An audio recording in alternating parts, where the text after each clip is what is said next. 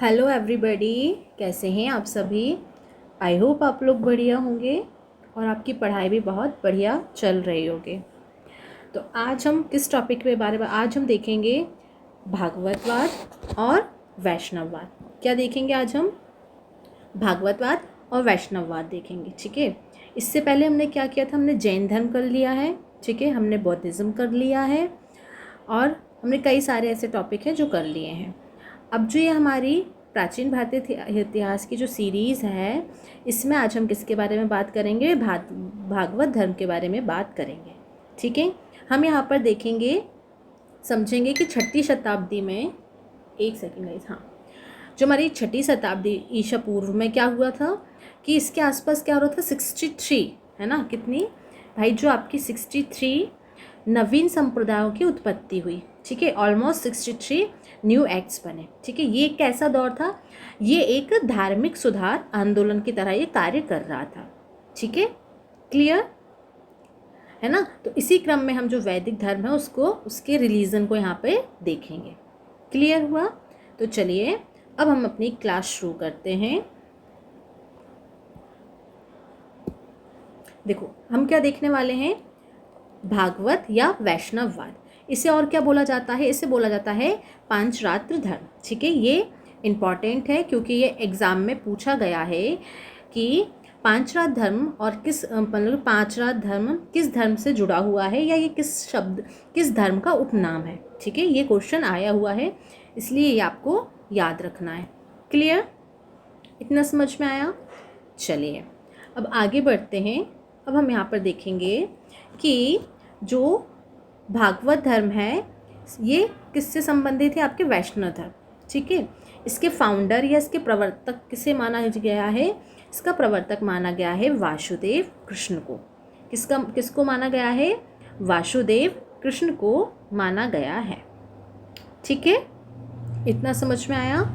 Okay, ये किस वंश से थे या ये किस कबीले से थे? तो ये वर्णी कबीला, और ये किससे संबंधित है? आपका यदुवंशी क्षत्रिय वंश का से संबंधित था इसका। ठीक है, किससे संबंधित है ये? यदुवंशी क्षत्रिय वंश का एक कबीला था जिसे सातवत या क्या बोला जाता था? इसे सातवत या फिर वर्षणी के नाम से भी जाना जाता है। ठीक है, और जो इस धर्म के प्रमुख निवासी थे वो कहाँ? मथुरा से, या फिर कह सकते हैं कि ब्रजमंडल वाला एक इलाका जो कि मथुरा में आता है उससे संबंधित थे। ठीक है, बाद में ये लोग कहाँ गए भाई? बाद में ये लोग द्वारका तक भी गए, है ना। दो, वृंदावन, मथुरा और द्वारका मुख्य रूप से इन क्षेत्रों में भगवान कृष्ण का निवास रहा है। क्लियर? इतना समझ में आया? अब हम यहाँ पे देखेंगे कि इनके पिता कौन थे भाई। इनके पिता वासुदेव। ठीक है, इनके पिता कौन? वासुदेव रहे। और भगवान कृष्ण का जो उल्लेख है वो सबसे पहले किस में मिलता है? भगवान जो श्री कृष्ण का उल्लेख है वो हमें छंदोग्य उपनिषद में पहली बार मिलता है। किसका? भगवान कृष्ण का जो उल्लेख है किस में मिलता है? देखो यहाँ पर दिया है ना, छंदोग्य उपनिषद में भगवान कृष्ण का क्या मिलता है? यहाँ पर आपको उल्लेख मिलता है। इनकी माता कौन है? देवकी, है ना, देवकी इनकी माता है। और अंगिरा ऋषि के शिष्य के रूप में जो इनका वर्णन मिलता है वो छंदोग्य उपनिषद में मिलता है। क्लियर? इतना समझ में आया? ठीक है, ओके। अब हम आगे देखेंगे कि जो आपका वैशनगर है, क्या है भाई? वैशनगर। जो वैशनगर विदिशा का पुराना नाम है। ठीक है, तो आपके विदिशा में एक वैशनगर स्तंभ है। ठीक है, क्या है भाई? वैशनगर स्तंभ है। तो वहाँ पर तक्षशिला शासक, ठीक है, तक्षशिला का जो शासक था कौन सा? कौन? एंटियोकस। ठीक है, कौन था तक्षशिला का शासक? एंटियोकस के जो राजदूत थे। कौन था राजदूत भाई? पहले बताया ना मैंने कि एंटियोकस का राजदूत आपका हेलियोडोरस था। ठीक है, जो कि शुंग वंश के नवे शासक भागवत के शासनकाल में से संबंधित है। क्लियर? इतना समझ में आया? तो क्या किया था भाई? जो तक्षशिला के जो राजा हैं, राजा का नाम क्या था? एंटियोकस था। और एंटियोकस का राजदूत का नाम क्या था? हेलियोडोरस था। तो हेलियोडोरस को कहाँ भेजा इन्होंने? विदिशा भेजा। ठीक है, तो इन्होंने क्या किया कि वैश्यनगर भेजा और यहाँ आकर कहा कि हेलियोडोरस भागवत धर्म से बेहद प्रभावित हुआ। कौन? हेलियोडोरस किसके राजदूत थे? एंटियोकस के। क्लियर? बहुत इम्प्रेस हुए वहाँ जाके, और ये इतने ज़्यादा इम्प्रेस हुए कि इन्होंने क्या किया कि गरुड़ स्तंभ यहाँ पर उसका अभिलेख बनवाया। ठीक है, किसने बनवाया? एंटियोकस के जो राजदूत थे हेलियोडोरस, उन्होंने यहाँ पर क्या बनवाया? यहाँ पर उन्होंने गरुड़ स्तंभ बनवाया। ठीक है, उन्होंने एक पिलर बनवाया जिसे बैसनगर पिलर के नाम से जाना जाता है। किस नाम से जाना जाता है भाई? बैसनगर पिलर के नाम से जाना जाता है। ठीक है, बैसनगर अभिलेख के जो नाम से जाना जाता है, तो ये एक प्रश्न पूछा गया था एग्जाम में कि ये मुख्य रूप से किस स्तंभ लेख से संबंधित है। तो ये आपके इसमें मतलब कि जो ये अभिलेख है इसमें आपकी किसकी जानकारी मिलती है? भागवत धर्म की जानकारी मिलती है। ठीक है, तो इसे देखो बनवाया किसने था? हेलियोडोरस ने। तो इसे ना जो आपका बैसनगर स्तंभ है ना, इसे हेलियोडोरस पिलर भी कहा जाता है या हेलियोडोरस स्तंभ भी कहा जाता है। क्लियर? समझ में आई? तो वहाँ से हमें क्या मिलती है? भागवत धर्म की जानकारी मिलती है। ठीक है, प्रश्न दूसरे तरीके से भी पूछा जा सकता है। कैसे? कि बैसनगर स्तंभ या हेलियोडोरस स्तंभ कहाँ है? ठीक है, तो ये आपको पता होना चाहिए कि ये भाई आपके मध्य प्रदेश के विदिशा जिले में स्थित है आपका बैसनगर स्तंभ या फिर हेलियोडोरस पिलर। क्लियर? इतना समझ में आया? जो कि किसने? शुंग वंश के राजा उस समय कौन थे? भागवद्र हुआ करते थे। तो यहाँ से भी एक बहुत बड़ा धर्म जो कि आपका भागवत धर्म है, वहाँ की बहुत सारी जानकारी मिलती है हमें इस स्तंभ से। क्लियर हुआ? ठीक है, किस किस इन्फॉर्मेशन मिलती है? आपके भागवत रिलीजन की बहुत सारी इन्फॉर्मेशन हमें कहाँ से मिलती है? आपके बैसनगर स्तंभ से मिलती है। क्लियर? इतना समझ में आया? चलिए आगे बढ़ते हैं। अब हम देखते हैं कि देखो यहाँ पर आपको एक फिगर दिया गया है। ठीक है, कि आपके वैदिक गॉड कौन रहे थे भाई? ये आपके विष्णु। यहाँ पर किसकी पूजा होती थी? विष्णु की पूजा होती थी। ठीक है, तो सबसे पहले जो शुरुआत कैसे हुई? वो भगवान विष्णु की पूजा की गई। ठीक है, वैदिक धर्म में क्या छोटे से देवता थे, है ना? वैदिक धर्म के एक छोटे से देवता थे।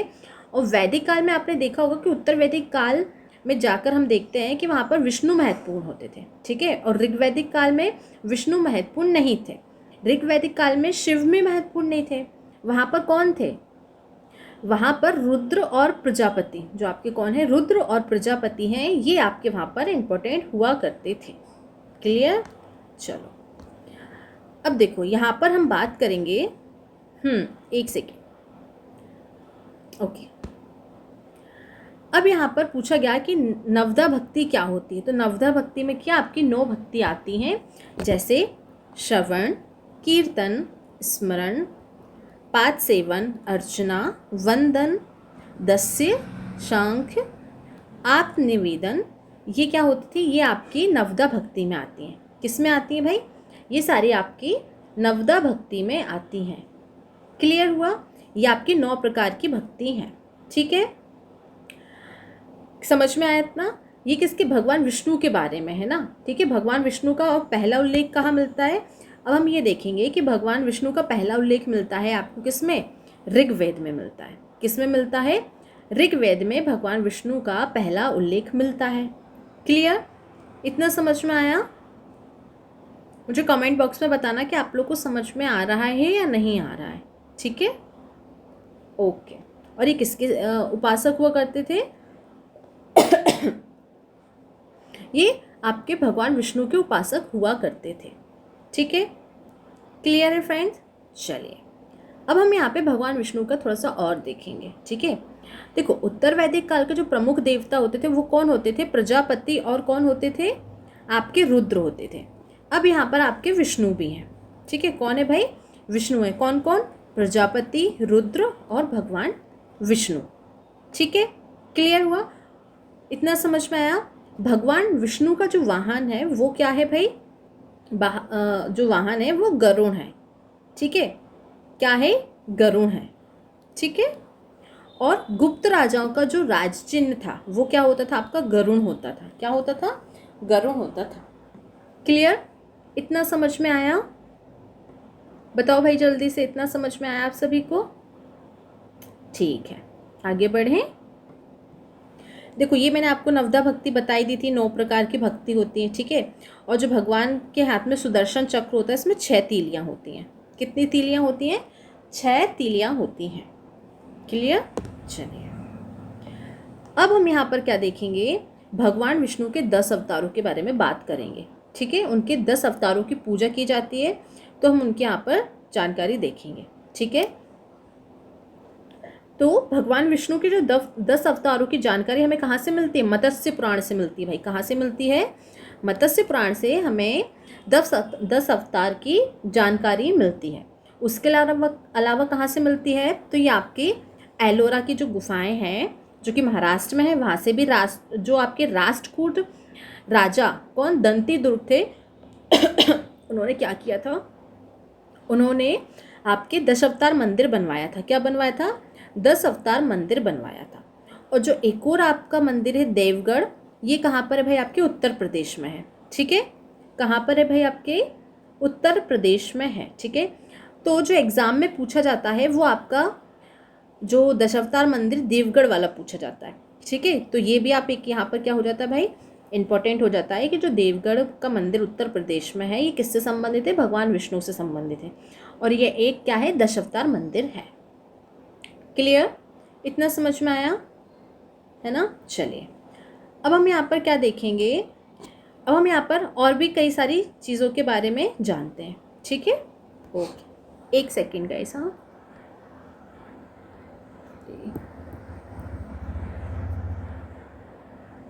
1 मिनट, क्या हो गया यार इसमें?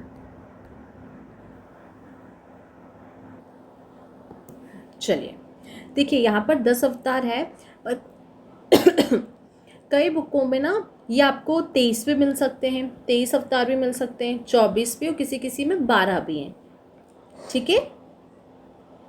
क्लियर हुआ? जो भगवान विष्णु के 10 अवतार हैं, इसकी जानकारी हमें 10 अवतार मंदिर से मिलती है, हमने देख लिया है। क्लियर? अब भगवान विष्णु के 10 अवतार में क्या क्या है? देखो, मत्स्य अवतार, ठीक है, कूर्म अवतार, वराह अवतार, नरसिंह अवतार, वामन अवतार, परशुराम अवतार, राम अवतार, बलराम अवतार, बुद्ध अवतार, कलिंग अवतार, और क्या, ये आपके कलिंग अवतार, जो कि क्या है? सफ़ेद अश्व, बोलते हैं कि जब कलिंग आएंगे, ठीक है, कहा जाता है कि जब दुनिया में वो आएंगे तो सफ़ेद घोड़े और तलवार के साथ आएंगे। किसके साथ आएंगे? है ना, वाइट हॉर्स और स्वैट के साथ ये दुनिया में प्रवेश करेंगे, ठीक है। तो अब हम यहाँ पर देखेंगे कि सफ़ेद घोड़ा और तलवार के साथ जब यह इस दुनिया में आएंगे तो यह बात किसके बारे में कही गई है? तो ये कल्कि के बारे में कही गई है, ठीक है। एक फिल्म भी आई थी कल्कि पर, ठीक है। ओके, उसमें शायद अमिताभ बच्चन थे, ऐसा कुछ रोल, उन्होंने अश्वत्थामा का रोल प्ले किया था। जो आपकी कल्कि मूवी है ना, उसमें जो अभिषेक बच्चन, उन्होंने अश्वत्थामा का रोल किया था। आप लोग देखिएगा, ठीक है, वो मूवी। इतना समझ में आया? चलो भाई, तो हमने उनके 10 अवतार कौन कौन से देख लिए? मत्स्य, कूर्म, वराह, नरसिंह, वामन, परशुराम, राम, बलराम, बुद्ध, कल्कि अवतार। क्लियर? इतना समझ में आ गया? ठीक है। अब हम क्या देखेंगे, तो ये तो क्या हो गए? भगवान विष्णु के अवतार हो गए। जो उनका भगवान विष्णु का पहला अवतार क्या माना जाता है? जो पहला अवतार है ना, वो माना जाता है भगवान विष्णु वामन अवतार। कौन सा अवतार? वामन अवतार है, ये भगवान का पहला अवतार माना जाता है, फर्स्ट अवतार माना जाता है, ठीक है। समझ में आया इतना कि भगवान विष्णु का पहला अवतार कौन सा? वामन अवतार है, जिसमें पूर्ण रूप से वह मानव है, क्या है? ह्यूमन है, ठीक है। और मत्स्य में जो उनका आधा शरीर क्या है? मत्स्य का है। कुर्क में वो क्या है? कछुआ है। जो कुर्क अवतार लिया था, कूर्म अवतार लिया था, उसमें वो कछुए का अवतार है, ठीक है। फिर कौन सा आता है? फिर आपका आता है नरसिंह अवतार। लेकिन जो वामन अवतार था ना, वो 5वां अवतार था। कौन सा? वामन अवतार जो था वो आपका 5वां अवतार था, ठीक है। इतना समझ में आया? चलिए अब हम क्या देखेंगे, अब हम थोड़ा सा आगे बढ़ते हैं और देखते हैं। ये तो यार यहाँ पे लैंग्वेज चेंज हो गई है। ये जो 12 अवतार के जो संत है ना, 12 अलवर संत हैं, उनके बारे में यहाँ पे फिगर्स दिए गए हैं, फोटोज़ दी गई हैं। ठीक है, जिसमें से मुख्य कौन है आपके? अंडाला। मुख्य अंडाला क्यों है? क्योंकि ये एकमात्र महिला है। जो आपकी अंडाला है ना, वो एकमात्र महिला है, बाकी सारे आपके क्या हैं? पुरुष हैं। ठीक है, तो याद रखिएगा कि 12 अलवर संतों में से जो अंडाला है वो एकमात्र क्या है? फीमेल क्या है? संत है। ठीक है, क्लियर? इतना समझ में आया? चलिए, हाँ, अब इनके आचार्य देख लेते हैं। ठीक है, देखो, जो इनके आचार्यों में प्रमुख कौन से थे? नाथ मुनि। इन्होंने क्या किया है? उन्होंने एक पुस्तक लिखी है, न्याय तत्व। ठीक है, तो न्याय तत्व के राइटर कौन है? आपके नाथ मुनि हैं, जिसमें चोल काल में इसका प्रचार प्रसार हुआ था। क्लियर? चलिए, अब देखेंगे भागवत धर्म के प्रमुख 5 वीर एवं व्यू। क्या देखेंगे? 5 वीर और व्यू देखेंगे। ठीक है, क्लियर? चलो, तो जिसमें से आपका भागवत, जिसे हम क्या बोलते हैं? पंचरत्न के क्या देखेंगे? चतुर्व्यूज यहाँ पर हम देखेंगे। ठीक है, तो देखो, पहले कौन है? वासुदेव। संकर्षण कौन है आपके? बलराम, प्रद्युम्न और अनिरुद्ध। ठीक है, ये समझ में आ रहा है आपको? तो जिसमें वासुदेव, कृष्ण और अनिरुद्ध की पूजा की जाती थी। इन सभी की क्या की जाती थी? वर्शिप या पूजा की जाती थी। क्लियर? इतना समझ में आया? चलिए, अब हम देखते हैं, ये तो क्या थे आपके? ये पांचरात्र थे। अब हम क्या देखेंगे? ये पंचवर्षणी वीर देखेंगे। तो कौन कौन से थे? ये हैं वासुदेव, संकर्षण, प्रद्युम्न, सांबा और अनिरुद्ध। ठीक है, जब इसमें सांबा को जोड़ा जाता है तब ये क्या हो जाती है आपकी? जब इसमें सांबा को जोड़ा जाता है तो ये आपकी पंचवीर पूजा कहलाने लगती है। क्या कहलाने लगती है?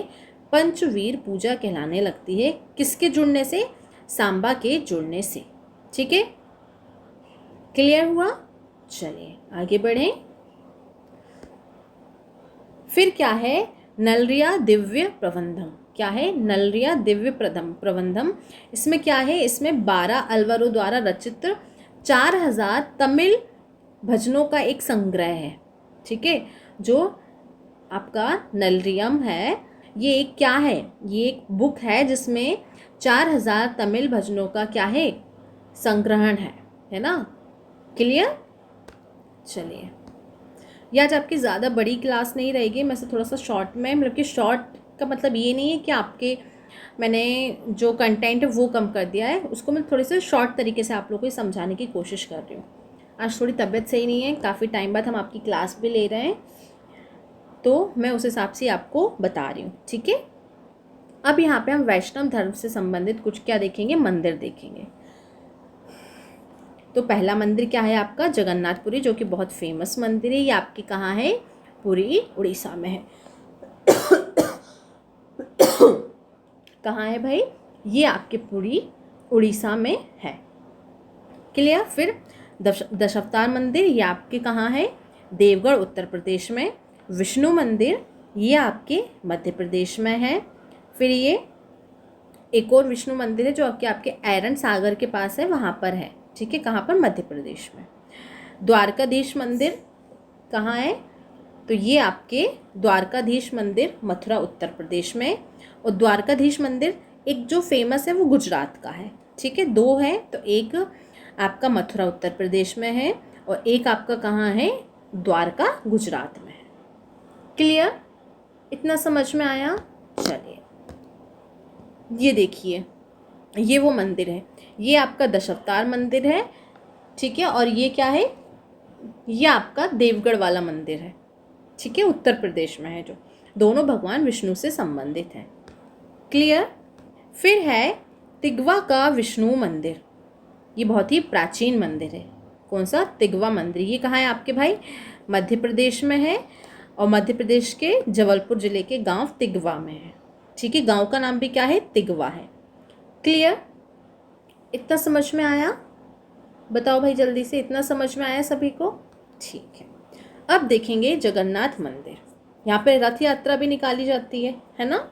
तो जगन्नाथ मंदिर जो कि एक हिंदुओं का बहुत ही महत्वपूर्ण, बहुत ही पवित्र मंदिर है। मंदिर तो खैर सारे ही पवित्र होते हैं, है ना। यहाँ पे क्या की जाती है, यहाँ पर भगवान कृष्ण, उनके भाई भगवान बलराम और उनकी बहन सुभद्रा की क्या की जाती है, एक यात्रा निकाली जाती है। ठीक है, क्लियर। तो ये कहाँ है, आपके उड़ीसा में होता है।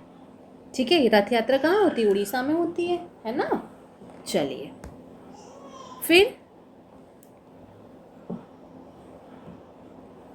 फिर ये आपके अंकोरवाट का मंदिर है।